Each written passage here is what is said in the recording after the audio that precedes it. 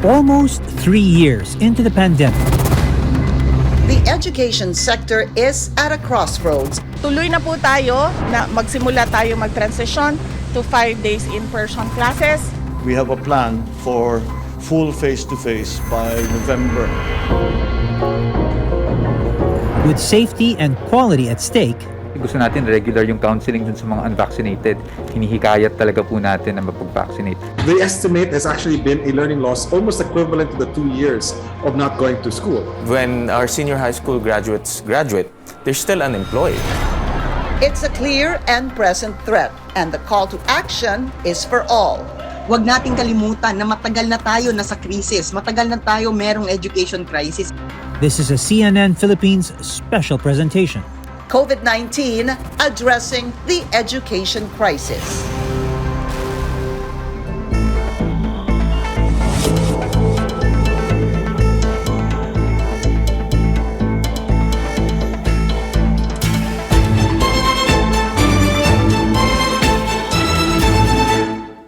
Thank you for joining us. I'm Pinky Webb. Groups and lawmakers are raising the alarm on what they call an education crisis. The COVID-19 pandemic has magnified a number of issues facing the sector: lack of budget and facilities, poor student performance, producing graduates who cannot find jobs, and rising costs, just to name a few.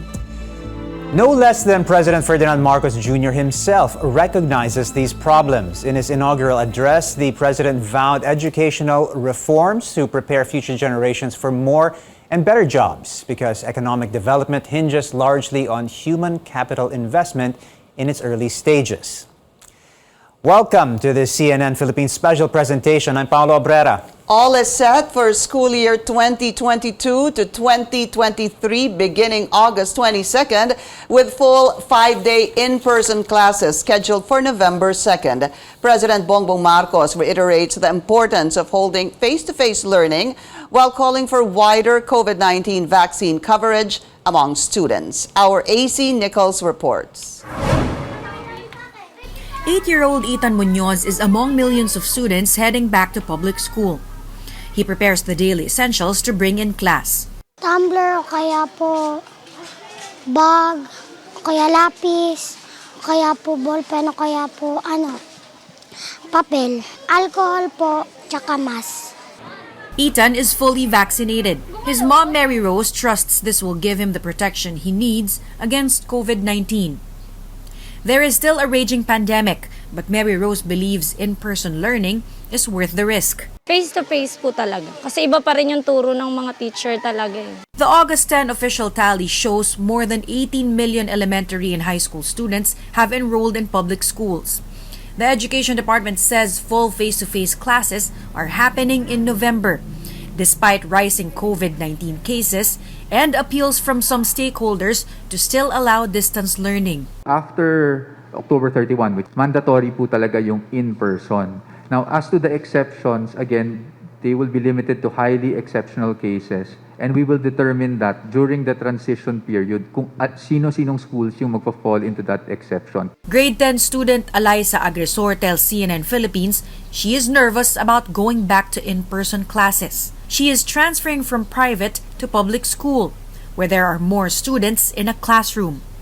Her mom, Josephine, tells us she even considered her daughter skipping school until the situation improves. Nagdadalawang isip ako pahintuin hanggang may monkeypox, may COVID. Kaya lang sayang yung panahon na makipagsapalaran na lang. The DepEd believes holding physical classes will help address learning gaps for the past 2 years. Parents can only hope their children will always follow minimum health standards. Lagi siyang gumamit ng mask, alcohol, at saka yung talaga, lagi siyang maghuhugas ng kamay. Yung tamang hugas ng kamay. Iiwas po sa may mga ubo, kaya po sipon. Practicing good hygiene at an early age is a good defense as the world learns to live with COVID-19. AC Nichols, CNN Philippines. Well, joining us here in the studio is Education Spokesperson Michael Poa, Private Education Assistance Committee Executive Director Doris Ferrer, and joining us also via Zoom is infectious diseases expert Dr. Ron Jean Solante. All right, I'm going to start the question to Attorney Michael Poa. Good to have you, sir, and see you in person. And I'll also address this question, direct this question to Doris later on. I'll start with Attorney Poa. Tell us what, or describe to us the state of education. Well, right now, as we all know, there is a learning poverty rate that we're concerned about. There's also a learning gap. However, we're trying to address that now, this school year. And how are we doing that? We are trying to go back to in-person classes.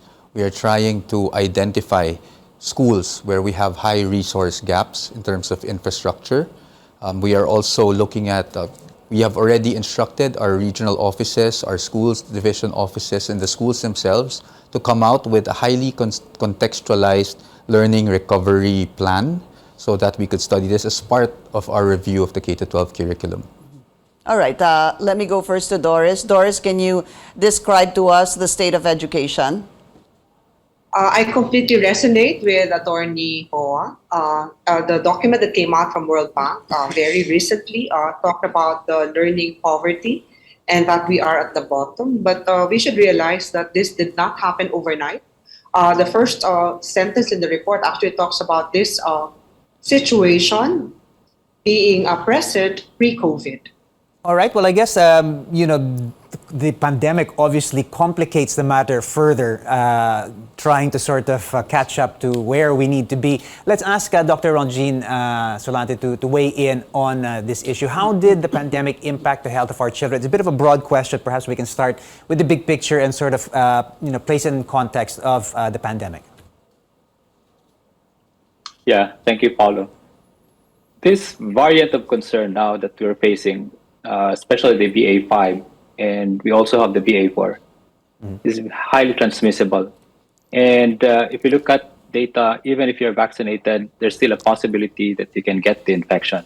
Now, children are not exempted from getting the infection. And in fact, there are children that also goes into severe form of COVID. And I think with opening of the classes and the face-to-face, the priority now of the Department of Education is how to build that infrastructure of learning, at the same time putting on safety as one of the priority, lessening the risk of infection in the school, and getting this in place, especially mitigation measures, will be very valuable at this point in time. Now, vaccination should be the forefront of the intervention, children and teachers. And for me, if I will say it, it should be mandated for all teachers and for all children to make the workplace, to make the school place safe. That should be part of that. Mandatory for Dr. Ronjin Solante, of course. But Dr. Solante, let's talk about maybe nutrition. Even decades before the pandemic, a third of the Filipino children below age 5 are stunted or too short for their age. The Philippines is also among the top 10 countries with the most number of stunted children. How does this actually affect their learning, and what is the situation now? Well, I think part of that, it's always malnutrition and risk of infection will always go hand in hand, whether it's COVID-19 or other type of infection. Then that will be an important part of getting the risk of infection. So I think that should also be addressed, because at the other end of the COVID infection, having this what we call stature of unhealthy children will always have more higher risk of getting the infection. Dr. Solante, President Marcos is encouraging our students to actually get vaccinated before the opening of class as part of our preparations. Do you recommend children from age 5 to 11 get their first booster? There should be some talks now with regards to the Department of Health recommending the first booster for children, because again, Paolo, no, we're dealing here now with a different type of virus. Remember, our vaccines, when they were tested, it was the original variant that it was being used. Now, with the different and totally different antigenic component of this virus, our current vaccine can only protect us less than 50% of getting the infection. No, but again, the bottom line here, current vaccines are still effective in protecting the children in getting the severe form of the infection. So I should say, if we need to give the first booster to children, just like we're giving the first booster to the general population, then it should be now. But di ba, Doctor, meron na ring BA.2.75? Yeah, correct. No, and these mutations of the Omicron are the more evasive type of variants, which means that the primary vaccine series are really not that good in protecting us. Okay, and remember, the 2.75 is already here, and there's also a possibility that it's contributing also to the increase in the cases aside from the BA4 and the BA5. Let's ask Attorney Mike Poe to weigh in here. The Alliance of Concerned Teachers say DepEd's dismal record in building more classrooms is making it extremely hard for teachers to prepare for the safe resumption of face-to-face classes. I think we're talking about really having too many bodies in one confined space. DepEd data shows only 31,000 or 29% of the targeted 108,000 classrooms were constructed in 2021. And even before the pandemic, the agency was able to construct only 608 or 2% of its targeted 28,000 classrooms in 2018. What's your reaction to this? You've got your work cut out for you, don't you? How are you going to play catch up? We already are actually coordinating with the various LGUs to see if there are temporary learning spaces available within the community. Second to that, we are also looking at quick interventions, meaning we are looking to put up temporary learning spaces ourselves, made out of light materials, specifically in areas affected by the earthquake and areas still affected by typhoons Odette and Agaton. Aside from that, what's the long-term goal? Of course, the long-term goal is to build more classrooms. And for the 2023 budget, we have already allotted a certain amount to build. I think the goal is right now around 34,000 classrooms for 2023. Let's just go to Doris. Doris, maybe a quick reaction on what Attorney Poe said in terms of short-term, medium-term, and long-term plans. Well, it's good to hear about all of these interventions, no, from the Department of Education.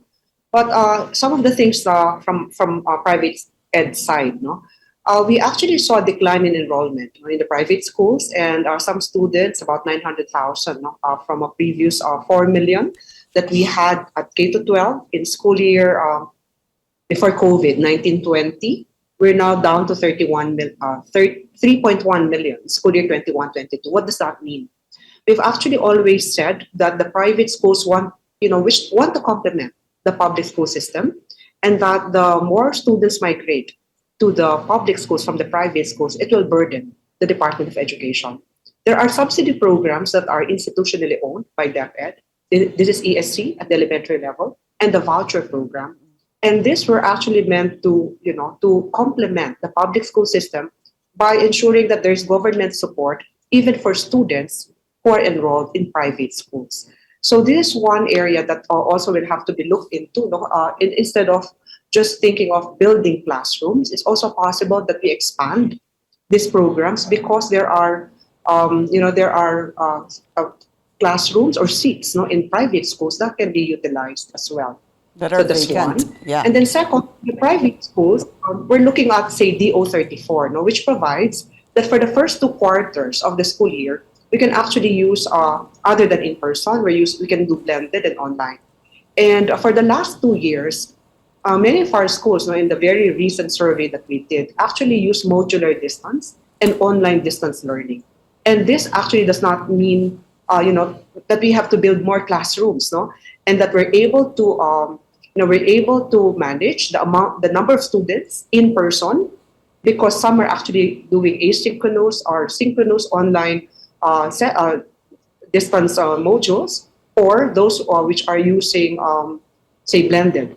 What we're trying to say is we hope that in the future, or moving forward, after we evaluate the first 2 quarters of 22-23, we can take a look at how we can proceed with modalities other than in person, so that we also are not as burdened, no, with having to make sure our classrooms are ready to comply with the minimum health standards, given that the regular classroom size was not designed with having social distancing and all.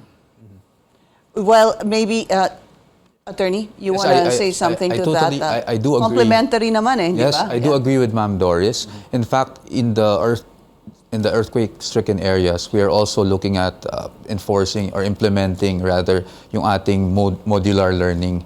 Because again, even with 187 temporary learning spaces, that probably won't accommodate the number of enrolled learners in that area. So we are looking at alternative delivery modes as we refer to them in our department order. But aside from that, I do agree that other modes can be explored. The problem with blended learning or remote or distance learning would be a capability to buy the gadgets, for one, and second would be internet access.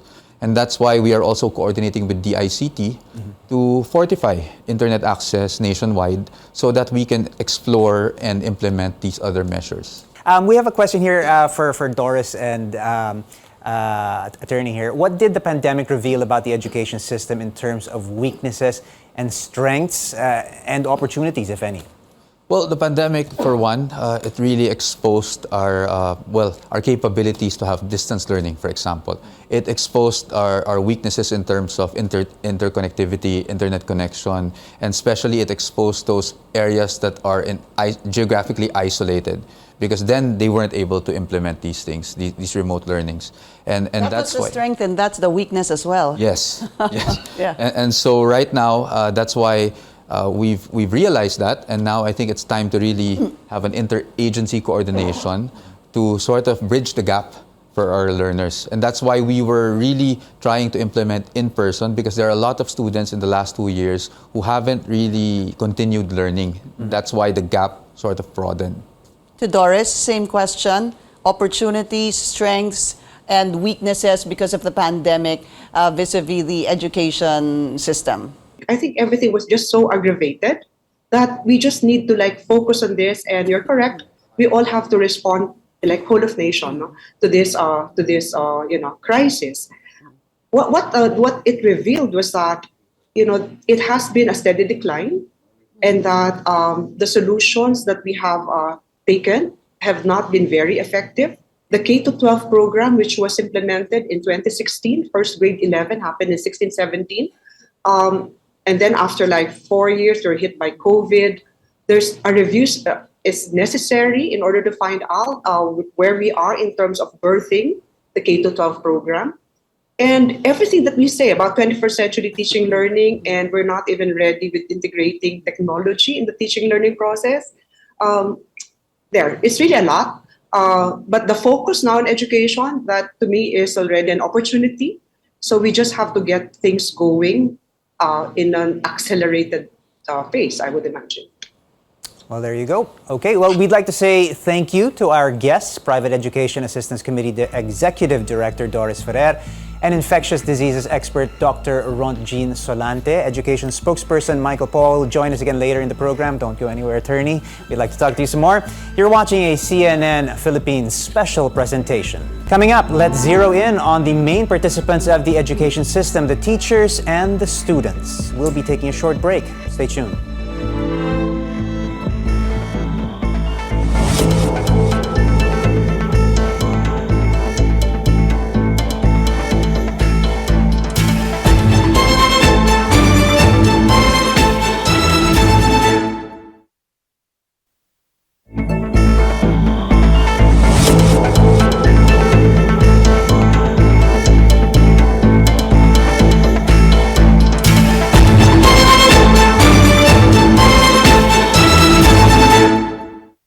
Sa panahon po ngayon, napakahirap kasi kalaban natin pandemya di ba? Hindi natin alam na ang ating mga nakakasalubong may mga sakit pala. Ang pagmomodule din po kasi ng isang bata ay nakita ko po ay nahirapan po siyang hanap po ng kung ano yung mga kahulugan po ng mga pinag-aaralan po sa module. Ikinalulungkot kong sabihin na ang mga bata ay mukhang hindi na masyadong natututukan ng mga magulang at ng aming mismong mga kaguruan dahil sa tinatawag na distance learning. Hihirapan ng anak ko dahil ang anak ko po ay kinder lang. So wala pa po siyang alam, hindi pa po siya marunong magsulat. You're watching a CNN Philippines special presentation on COVID-19 and the education crisis. I'm Pinky Webb. And I'm Paolo Abrera. Now, joining us in this portion of the show, ACT Teachers Party List Representative Franz Castro, Parent Teacher Association President Willie Rodriguez, and Child Development Specialist Tina Zamora. I'm going to start asking Representative Castro, tell us, ano ho ba? What are the concerns of the teachers about facing another pandemic school year? Ilan sa mga pinoproblema nila ay siyempre dahil meron pa rin tayong pandemic, yung ma-ensure talaga yung safety at saka yung protection para sa kanila. Yung masunod, yung mga health protocols, kaya nga kailangan nga sana ma-fulfill. Halimbawa, yung kahilingan nila na madoble sana yung MOOE so that 32 billion ang aming panukala so that yung mga halimbawa yung mga testing, yung mga bakuna readily available doon sa mga operational and functional clinics at saka yung mga libre sana yung mask at saka yung yung mga alcohol and sanitation facilities. Tapos, so syempre, gusto rin natin na yung room ay maayos na rin to comply with physical distancing. Sana yung class size ay dapat ay maximum of 35, from 20 to 35 depending on the grade level. So, ito yung ilang mga concerns na dapat natugunan ng ating gobyerno. Sa face-to-face classes. At syempre dahil magkakaroon din ng physical distancing, mag-hire pa rin talaga ng mga teachers, more teachers, tapos dapat may mga non-teaching personnel na i-hire at ma-ensure na magkaroon talaga ng ng health protection and benefits sa mga teachers and school employees like syempre free medical check-up and treatment.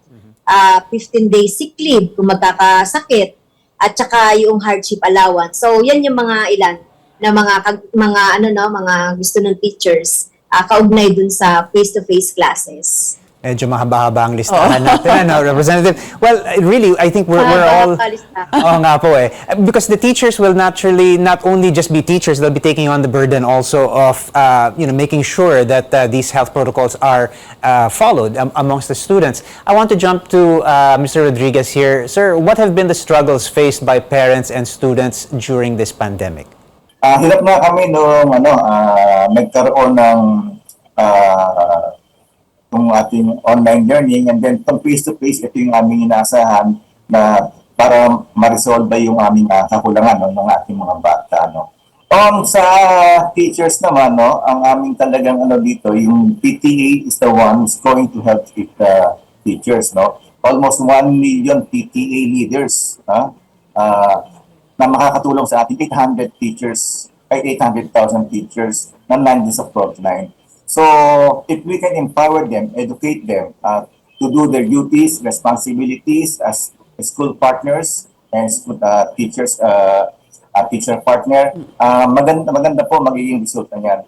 At kasama po ngayon ng ating PTA sa Learning Continuity Plan at saka sa ating pong DepEd 2030 Education. Teacher Tina, may I ask you, how did the health crisis impact the mental well-being of the students? I'm glad that you asked that, Pinky. I was listening to the other guests earlier, and I was really waiting for someone to discuss mental health. If there's something that I want to thank the pandemic for, it's really putting mental health in the forefront of all the needs because every child right now is in danger of the development in terms of their socio-emotional health. Not just the child, but also all of the stakeholders, which are teachers, parents, grandparents, because all of us went through the pandemic for 2 years. That's true. But let's start with the students. how did that impact them? How did the pandemic impact them? If you talk to any child psychologist now, they're fully booked, Pinky, until probably to next year because of all the counseling needed. When we discussed the issue of mental health with the other school directors, we did programs like instead of parent-teacher conference, instead of the usual parent-teacher conference is a student-teacher conference wherein students are able to speak to their teachers one-on-one in order for them to share what they're feeling if the families are not available or if they're not comfortable speaking to their families. But there definitely is a 1.5-year gap because of the pandemic. But in terms of mental health, this will be felt for the years to come, even for the younger children who we think does not remember the pandemic because they're too young. All of it is imprinted in their development, and we will feel this for a couple of years. Okay, it sounds like it's further going to compound. Not only are we going to try and catch up with the education gap that we've missed, but we now have to also deal with mental health aspects, and we need to add that obviously to the way we cater to our students. Teacher Tina, if there was a list, what would be the top of the list of some of the problems or challenges that you want to be addressed in the coming school year? Things that we've learned from over the past 2 years, perhaps. What's top of the list? We need to reconnect with our students when they come back and ask them, how were the 2 years? How did you feel during the 2 years? Are there emotions that you need to process prior to the coming? There are fears, there are anxieties. Back to school stress is inevitable. There was separation anxiety prior to the pandemic, but this is a different one because they also fear getting sick when they come in. Are we processing the same question with the parents? Are they fearful to bring their kids to school? Are we educating the stakeholders or the parents, telling them it is also detrimental for the children not to go back to school because the age, especially the average, let's say a grade schooler or a tween or a teen, especially the high schoolers, this is the time that they need to be making friends and to be socializing, and having them 24/7 at home really affected their socio-emotional domain. So are we asking the questions prior to delivering the cognitive or the curricular module? Let's ask the same question to Mr. Willie Rodriguez. What challenges, ano ho kaya yung mga challenges o yung mga problema that you want to be addressed in the new school year? Yung doable, what must be done right here, right now? Ang una pong problema is yung teacher's loan. Yung po yung dapat pong tuunan ng pansin. Marami pong dapat baguhin dun sa teacher's loan. Ano na yun, okay? Kasi ang ano po dito is tulad po ng ating mga party list, no? Okay? Hindi wala po silang suporta sa mga teachers natin na merong loan problem. Meron po tayong ano dito, kaya po wala silang lawyers na binibigay sa ating mga teachers, no? At meron po silang pondo. Kay Congresswoman Castro, mabilis lang po, ang haba po nung listahan that need to be addressed, no, sa mga teachers. Pero siguro if I were to ask you, what are the top 3 that need to be addressed as soon as possible? Yung top 3 na dapat na i-address ng ating gobyerno, no, sa pagbabalik eskwela o face-to-face classes, ay itong mga pangangailangan natin doon sa functional clinic. So, dapat meron tayong functional clinic na nandoon na yung mga available na vaccine, yung mass testing, yung pang-test sa COVID, etc. Kailangan din ito dahil hindi lang naman COVID yung sakit, no, na mararanasan ng ating mga kabataan. So, that is one, yung functional clinic. And pangalawa, yung mga sanitation facilities, yung ventilation, yung water facilities. So, dapat ma-fix na yan before talaga ng August 22 hanggang sa November 2 na magkakaroon tayo ng face-to-face talaga 100%. Pang-apat ay yung employment ng mga health personnel, mga health workers at saka mga nurse na pwedeng tsaka additional teachers. So, yun yung mahalaga na pwede naman na gawin ng ating gobyerno bago magpasukan. Okay, thank you to our guest, ACT Teachers Party List Representative Franz Castro, Parent Teacher Association President Willie Rodriguez, and Child Development Specialist Tina Zamora. We will be taking a short break. This is a CNN Philippines special presentation, COVID-19 and Education.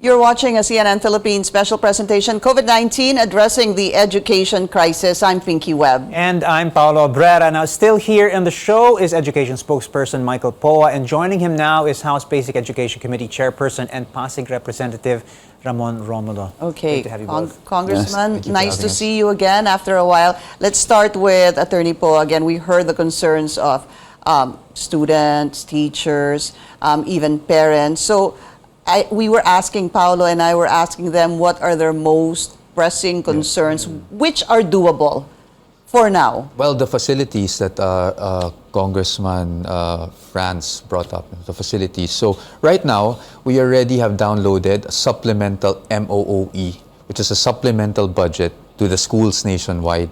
We did not prescribe specific guidelines on how they're going to spend it. Why? Because we want them to have the flexibility. Because it will be a case-to-case basis. There's no one-size-fits-all guideline or rule. So the schools have this money to spend on their facilities such as yung wash basins natin, yung mga toilets natin, provisions of face masks. Kasi ayaw natin na may papasok na estudyante, walang face mask or nakalimutan yung face mask. Tapos either uuwi na lang or will have to go through class without a face mask because that will be a health risk. So I want to make this clear po, no? We are not giving them money to buy face masks, but with the money that we're giving them, they could provide face masks for our learners also and other health. Sorry, to be clear, so it's up to the schools. It's up to the purchase schools. this on their own. Yes, but we will give them the flexibility. Kasi sa schools, they have LGUs. Some LGUs would give them face masks na. Some LGUs would give them temperature check machines or instruments. So it really depends on the school and what they need. But of course, we will have control measures in place to ensure that yung pera pumupunta talaga kung saan pangangailangan.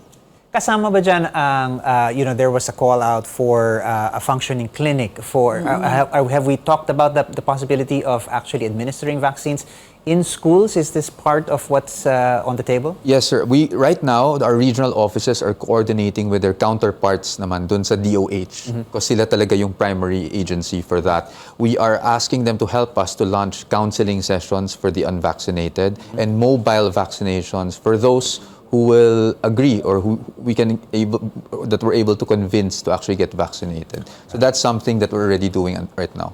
Okay, let's welcome in Congressman Roman Romulo. So, we spoke to Senator Win Gatchalian also, and he wants to hold, we spoke to him in the past, he actually wants to hold an inquiry on what many call an education crisis. What do you think? Do you agree? Number one. Number two, what should be the focus of this effort? What are the facts? I think that's where we should begin. Fact number one, we really need to go back to face-to-face, especially for grades 1 to grade 3. No doubt about that. Why? May we ask why? Yes, grades 1 to grade 3, that is where a student is taught how to read, functional literacy. According to all the experts, how can you teach a person to read if it's not through phonetics? So the student must know how each letter sounds, how each word sounds, how they're put together. So how can you do that if it's modules? Because they won't hear that. Online, I think we've got exceptional teachers, but it's really just too much for them to do online teaching 1 to 3. So there's no question, we must go back to face-to-face, especially grades 1 to 3. Second fact, the pandemic, the challenges were here even before the pandemic. And this pandemic complicated many of these problems. And DepEd, national government, LGU, DOH will not be able to solve the problem by themselves. We really need to have everyone come up with solutions and pitch in. Right. November 2 is when we will begin with the full face-to-face. So we have more than 2 months. That's why, thank you to DepEd for giving us that timetable. Now, parents will have the opportunity to talk to a doctor, a nurse, an expert who they fully trust. Talk about the vaccine. Get comfortable. If you're not, DOH tells us there's another way. Physical distancing, hand wash, and wearing of the masks always. That will cut the transmission. We have more than 2 months. So what I'm saying is that's fact number 2. We need everyone, the whole of nation, to help out. We've seen now our teachers during the height of the pandemic, March 2020, when then President Duterte declared the lockdown. He said no one can go out of the houses. In fact, we even stopped classes during the time. But what did our non-teaching and teaching personnel do? They went to schools. They went to the schools. Why? You ask them. You can even ask the DepEd teachers now. They said we had to go to school because that was finals. That time, the academic calendar, the finals was still during March. They were preparing for finals, and some were saying, we have to prepare for graduation. Right. So you could see that, in terms of, there's lots of needs. But even if we're not yet providing that, we've got a pool of teaching and non-teaching personnel who are willing to sacrifice themselves. Eager to help out. So fact number 2, we really need everyone's help, including the parents. Fact number 3, talagang sa totoo lang, we don't know how long this pandemic will still be here. What I think DepEd should start doing is have an interagency now with all other agencies, have a COVID mapping of the Philippines. Identify where we have schools, identify where there are surges, identify now which are not affected. But really, it's a whole of nation approach. We know there's a problem, but we know that Filipinos are willing to help one another. So there are problems, let's solve that one by one as we come along. I heard about the mental wellness. Yes. And we passed already the mental wellness bill. Hopefully, we will be able now to address the problem of guidance counselors. Yes. Yeah. Because right now, we've got more than 1,000 slots open. More than half is not for guidance counselors in our DepEd schools. But more than half, there are no takers. And why? Why is that? Simply because there's no career opportunity. You go up to, at the most, you'll go up to a salary grade SG13. Which is about less than 20,000. Less than 20,000. So, in order for you to be a guidance counselor, you must have had a master's degree. Imagine going through all that studies and then that's your maximum. We also mandated an increase in salary. It's not going to solve the problem, di ba? There are 2 problems there. First, you have no takers because a master's degree and then your SG13 maximum. What we did, we opened up now the offices up to the division's office, up to SG24. And SG24 is about 88,000. So there's going to be a career opportunity. Secondly, since we only have about 3,000 plus registered guidance counselors, those who really have passed have a master's degree, and we need in DepEd about 54,000. So we need to get some other allied. Secondly, by doing that, we are able to free up academic teachers from this burden of being also guidance counselors. Right. Now they can focus on teaching. As we mentioned that earlier, I mean, their job description will get broader and broader as we return to school. Obviously, there's a big focus on how we're going to make schools work coming back during this pandemic, and there's a lot of focus on how to make it work against the setting of COVID-19. But really, I think what's most telling is the starting point, which was there was a system that was broken even before the pandemic. What do you think? How are we going to address a system that needed to be fixed even before the pandemic, Attorney? Well, we have plans in place. In fact, the previous administration already had a study. It's called the Basic Education Development Plan 2030. So it addresses a lot of things that were even pre-pandemic. For example, it's founded on 4 pillars, which is access, equity, quality, and resiliency. So access, obviously, it includes the infrastructure. Schools have to be accessible for students. Yung doon naman po tayo sa equity, funding of all schools, including those that are what we call last mile schools, yung geographically isolated, marginalized. We need to be able to spread out the funding to include them kasi nakakalimutan sila parate. Third, quality. So it's the learning materials. K-12 review, for example. So we have to look into the learning materials that we have now, kung effective po ba siya. And then lastly, yung resiliency. Every year, alam naman natin, may calamities tayo, may bagyo, ngayon may mga lindol pa. So we need to be able to respond to these things quickly. Of course, this cannot be done overnight. But this will probably be our framework. This is our Bible for the next 6 years and beyond to improve yung quality ng education natin. It will be based on that basic education development plan. Anything you want to add to that, Congressman? Yung access, equity, quality, I think we just have to resiliency. go back to basics. Grades 1 to 3. Let's go to reading, reading, reading. Yes. Right now we have 6, 7 subjects, grade 1. By the time you reach grade 8, you have 8 subjects. That is unduly burdensome on a student. All we have to do is to tap on the talent of a Filipino. Let's give them that, let's teach them how to read. Read, and understand. Let's not have 6, 7, 8 subjects. Let's not have all these competencies. I know you've reduced the competencies from 15,000 to about 5, but let's do away with that. It's just grades 1 to 3, reading, GMRC. Let's just assist our Filipinos that they're able to stand on their own 2 feet. Is that going to happen?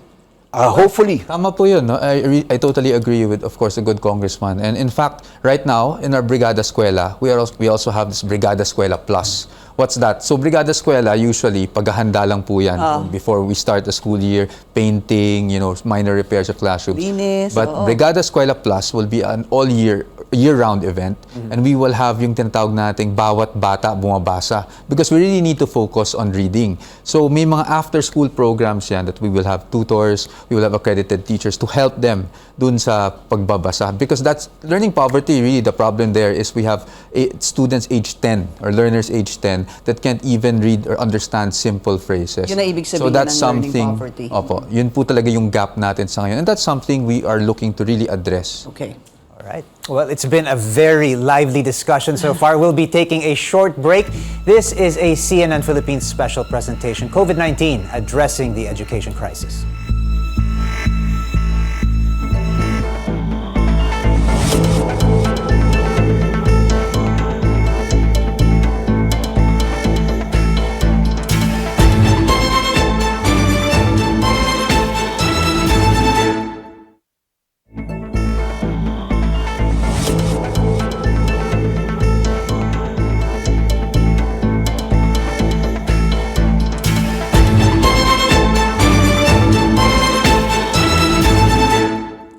Welcome back to the CNN Philippines special presentation, COVID-19, addressing the education crisis. I'm Pinky Webb. And I'm Paolo. Abrera. Still with us is House Basic Education Committee Chairperson Pasig Representative Roman Romulo, Education Spokesperson Michael Poa, and ACT Teachers Party List Representative Franz Castro rejoins us. A few questions left. In a survey, the Filipinos said they believe teachers are underpaid. What is their entry level now? Is it 11 or 13? No, right now, entry level is around 23,000. 23,000. Okay, is that gross or net? That's gross. Okay. What can be done to increase teachers' pay because they are underpaid? Agree? Yes. Well, definitely, the teachers need a better pay. But again, that's something that even France would know that we all are striving for that. But I think on the part of Congress, if we really want to push that seriously, is that we have to also identify our source of funding. The Philippines is not exactly a country that has been surplusage of income, of money, and there are really a lot of needs. So before when we discuss this matter, and I think we will be discussing this matter again in my committee, I hope that we also are assisted by DepEd and DBM. We have to identify a source of funding, or else, it would be it would be an empty promise. Yeah, exactly. Eto, Attorney, does the DepEd need a larger budget to accomplish everything there is on the punch list? Well, the simple answer is yes, but we also have to be careful with how we allocate our budget and move it to things that really we need to address urgently. Right. For example, the quick response fund that we have right now, it's always pegged at 2 billion pesos a year. But on the average, dahil po sa mga calamity na dumarating sa atin, our spending is around, or our needs would be around 4 to 5 billion. So there is that gap, but we also have to ensure that all the funds that we get are allocated properly. You were talking about the figure. Now, what did you ask for and what did you actually get, or what's being offered? We asked for 849 billion from the Department of Budget Management. right now, but it's still an ongoing conversation. I think the latest was they allowed around 701 billion. It's still an ongoing bargaining. Yes, because of course we're trying to justify po. Right. And it's there's nothing wrong with the DBM in that, because of course they also have a set of parameters that they have that serves as guidance for them on what they approve and what they don't. So it's a matter of us also just justifying why we need a certain amount. Obviously, a discussion like this broadens our appreciation. Congressman Franz Castro, there's an ongoing review of the K-12 program. Should the K-12 continue? The K-12 program should be reviewed. Sabi nga namin, Pinky and Paolo, to be overhauled. Dahil for implementation ng 8 years implementation, nakita natin yung yung ilang mga pagkukulang doon sa K-12 program. Like for example, yung very congested. Kasi sabi natin when we implemented the K-12, dapat to decongest sana yung ating mga yung ating mga subjects, yung mga topics, etc. Pero ang nangyari decongested. Mariri yung pagpapatupad ng mother tongue. Maganda sana ito dahil kami nag-advocate talaga kami na ituro itong gawin yung medium of instructions, yung mother tongue, o ano yung first language ng ating mga bata. So yun yung sabi natin dun sa K-12, tinanggal yung Philippine history na dapat ay nakalagay din sa high school pa rin yung Philippine history. At yun, yung ilan mga dapat na maidagdag, mailagay, ma-improve doon sa K-12 program. Yung sa senior high school, Pinky and Paolo, yung sa senior high school, okay kami dito dahil di ba may libre na senior high school wherein kung maayos lang yung implementation nito, yung mga skills, yung mga yung TLE, yung TVL, tsaka yung iba pang mga strand, kung maayos lang yung implementation nito ay meron ng magiging maganda sana yung kinalabasan nito doon sa ating mga estudyante as to the competitiveness, yung job readiness, etc. Okay din kami sa kindergarten kasi mandatory kindergarten, libre na yung mga bata sa kindergarten. Dati sa private school dinadala yung ating mga estudyante. Kita ko tumutungo dito si Congressman Romulo. He is obviously in full agreement, or at least he has strong feelings about K-12. You agree on many of these points, don't you, sir? I second the fact about the senior high school, but siguro let me add, it's not only a budgetary thing. What must be done is to focus it. Many of the parents are also questioning that the additional 2 years is a burden to many of the families. My suggestion is maybe the DepEd now can start exploratory talks with CHED and the different universities and colleges. Let's ask them to have assessment examinations. Example, you take an accounting one in 11 and 12. You go now to college. Maybe that particular college can have an assessment examination, an accounting one. If that student passes, credit the subject, what they took in grades 11 and 12. You don't need to take it up in college. And we will respect academic freedom because it's the state university or the university or college who will come up with the test itself. Yes. Maybe we can lessen college by a year or half a sem. That will be so may exempt ka, no? Correct. If you Credited. pass, yeah, we credit. Right. Yeah. Attorney Poa. I totally agree with the good congressman. In fact, that's the goal of the K-12 review, is to review all these things, specifically yung grades 11 and 12, wherein kasi sa ngayon meron tayong mismatch sa skills na nakukuha nila from grades 11 and 12 doon sa industry needs. So I totally agree with the good congressman, and that is something we will definitely take into advisement. Very interesting.